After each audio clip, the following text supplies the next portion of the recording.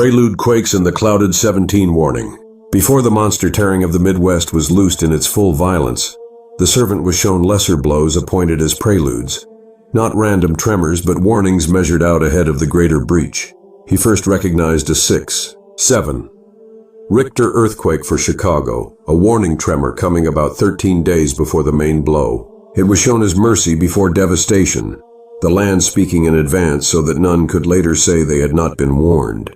After that came a deadlier prelude at St. Louis, a 7.6 Richter earthquake striking on September 19th and shaking Chicago with deadly effect, so that the interior would already know the hand of judgment had begun to move. Bound to this prelude sequence was the breaking up of the nation's economic base, for a counted interval was attached to the Chicago warning quake, after which the foundations of commerce and confidence would begin to split apart.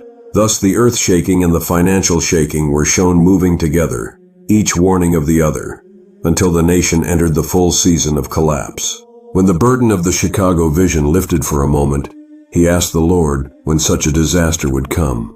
In answer, he was shown no calendar date, but a sign suspended in the heavens. The number 17, formed of fluffy white clouds, clear in shape yet closed in meaning. He did not know whether the measure meant days, weeks, months, years, or centuries, and no certainty was granted to satisfy curiosity. Yet the impression remained as a fixed marker over the vision, a numbered witness hanging above the ruin, telling him that the appointed hour was already known in heaven even though it was veiled from men. The ruin ring around Chicago. He was shown the measure of the Chicago judgment in sharper terms. The blow centered on that city would not be heard only by those standing within its own streets, but for 500 miles around, a range so wide that people far from the lakes would still know that something monstrous had happened before any full report reached them. The sound of the cracking earth carried like underground thunder, and the fear of it spread beyond the basin into regions that had believed themselves outside the strike zone. At the same time, the destruction itself was shown as extending in a ring roughly 300 miles from the center blow, so that this would be no local disaster, but one of the broadest inland devastations ever laid upon the land. The servant was made to know that this would be the worst earthquake in recorded history, and that the flattened zone would include Chicago, St. Paul, Milwaukee, St. Louis, Louisville, Indianapolis, Detroit, Toledo, Cleveland, Columbus, Cincinnati, and Kansas City, as though the heartland itself were struck with one blow and then left gasping under its own dust. He was also shown the northern reaches of the judgment.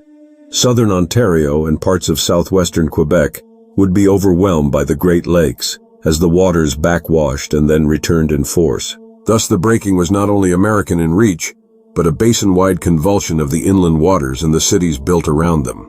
Further signs were given to him to fix the terror of that day. Windows would shatter in Des Moines from the sound of the break. People would be knocked off their feet in Detroit. Trees would fall out of the ground in St. Louis. The crack itself would be heard as far away as Denver, because the whole continental mass would tremble. So the prophet understood that the Chicago blow was not merely one city's fall, but a ruin ring laid across the interior, with measured distances, named cities, and shaken waters, all testifying that the center of the continent had been struck in judgment.